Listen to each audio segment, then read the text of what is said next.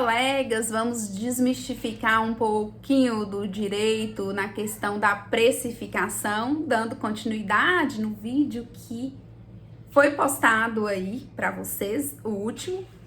Mas antes de eu adentrar no assunto, eu quero muito que você vá lá, se inscreva no meu canal e já ative o sininho, tudo bem? Vamos dar continuidade na questão da precificação.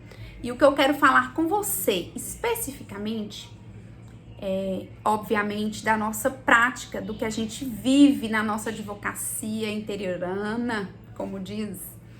Mas não somente isso, é dizer que se você não souber cobrar os seus serviços, infelizmente, você pode vir a sucumbir, né?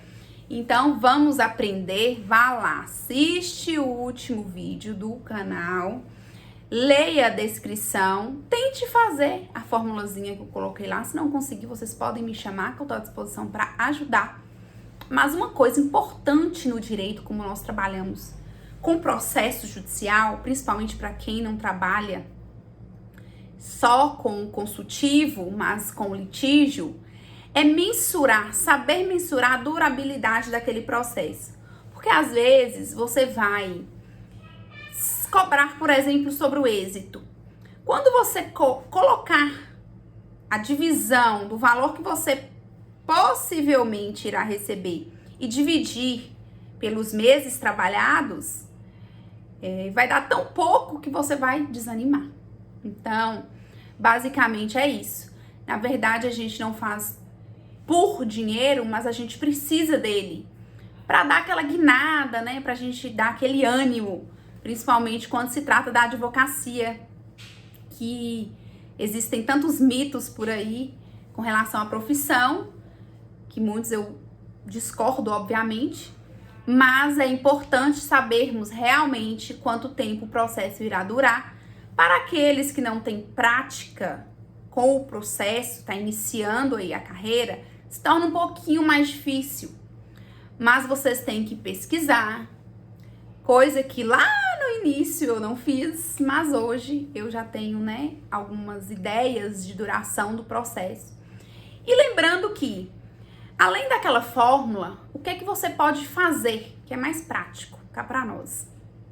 Imagine, obviamente você vai ter que saber as suas despesas, as despesas que você tem, incluindo o seu prolabore, que é o seu pagamento, ele está incluso nas despesas. Imagine que é você e você mesmo, no seu escritório. Mas o seu escritório é um negócio, você é uma pessoa física, por mais que você não tenha um CNPJ aberto. Combinado? Então vamos lá. Fique sempre lembrando da sua advocacia como um negócio, e não como simplesmente uma advocacia aí, daquele jeito. Nós não vamos falar, né? Mas enfim, coloque o salário que você vai se pagar, que o seu escritório vai te pagar. Se você tem despesa com internet, que são despesas fixas, água, luz, ou um aluguel, ou uma impressora fixa, por exemplo, são despesas fixas. As despesas variáveis são despesas que vão variar. Por exemplo, a gasolina que você vai utilizar, uma diligência que você vai pagar e assim por diante. Um hotel que você vai precisar em caso de ter que dormir para realizar uma audiência. E vá lá no último vídeo, acompanhe a descrição. Mas o que eu quero dizer é que você vai fazer isso por alto e vai colocar mais ou menos o que você quer ganhar por mês. Um exemplo, 10 mil reais. Título de exemplo.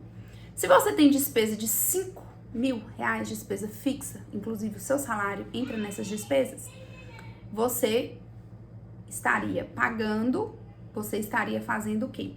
Quantas horas trabalhadas por dia, multiplique isso aí por semana e por mês.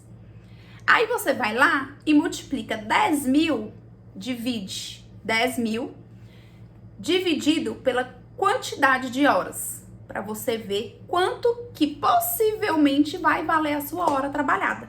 Você vai ter uma ideia do que eu tô falando. Faz isso, pega a calculadora e faça isso. E daí você vai tirar suas conclusões de quanto a sua hora tem que valer, no mínimo, para você receber os 10 mil reais por mês. E aí você vai ter uma ideia mais aprofundada de que quando você for atender um cliente dentro da sua sala, disponibilizar 1 hora do seu tempo e que ela estiver valendo possivelmente aí de R$190 a, por exemplo, de R$190 a R$300 a hora, você vai estar vendo que você não estará perdendo somente o cliente por não estar cobrando a consulta, mas também perdendo tempo fazendo algo que você não está recebendo por ele. Gente, eu quero deixar claro. Obviamente, pelo menos comigo, não são todos os clientes que eu consigo cobrar uma consulta de imediato. Deixe claro isso para você. Mas você pode estar cobrando de diversas formas.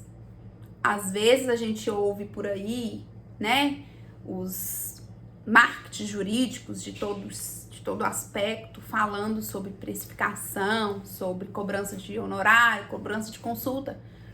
Eu não vou julgar ninguém por não estar cobrando ou por estar cobrando. Aconteceu comigo recentemente de uma amiga, cliente, até identificar a cobrança de honorário de um outro colega e questionar comigo essa cobrança desse outro colega. E eu simplesmente falar com ela. O certo, cada um com a sua forma de trabalhar. Ela questionou que o nosso colega estaria cobrando muito. É o que ela imaginou, né? Antes de conversar comigo. E depois que ela conversou comigo, ela ficou calma, ela viu que de fato o colega estava correto. Pelo menos diante do que eu expliquei para ela, tá bom? É o que nós devemos fazer quando isso acontecer. Cada um tem o contrato de honorários, ótimo. Aí entra em outro âmbito, que é o que eu vou falar com vocês também mais na frente. Por enquanto, é sobre precificação. Vá lá no outro vídeo, assista no anterior a esse. Posteriormente, leia a descrição e eu acho que vai ficar bem claro para você. O que precisar, estamos aqui à disposição, tá bom? Beijos de luz!